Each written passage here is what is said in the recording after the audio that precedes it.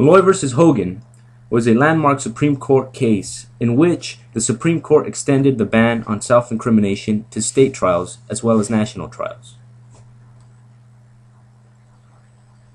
William Malloy was arrested during a gambling raid in 1959 by Hartford, Connecticut police.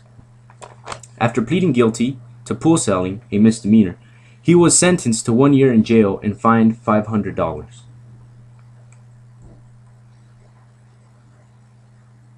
However, the sentence was suspended after only 90 days, and Malloy was placed on 2 years probation.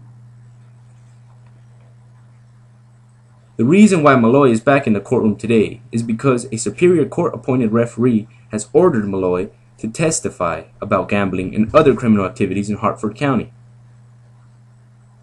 Malloy rightfully refused to testify on the grounds that his response may tend to incriminate him. The judge condemned Malloy's refusal and ordered him to be held until willing to answer questions. While in jail, Malloy filed a habeas corpus petition challenging his imprisonment.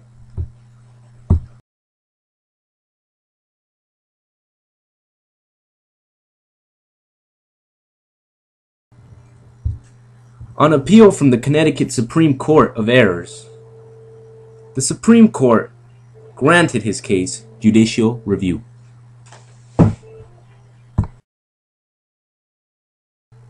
Once again, Malloy found himself in court, this time with the Supreme Court. The question facing the Supreme Court was, does the 14th Amendment protect a state witness's 5th Amendment guarantee against self-incrimination in a criminal proceeding? Sure enough, in a 5-4 decision, the court held the 5th Amendment exception from the compulsory self-incrimination is protected by the 14th Amendment against abridgment by state. In other words, yes, the court ruled that the 14th Amendment secures defendants against self-incrimination and compels federal and state officials to establish guilt by evidence that is both free and independent of a suspect or witness's statements.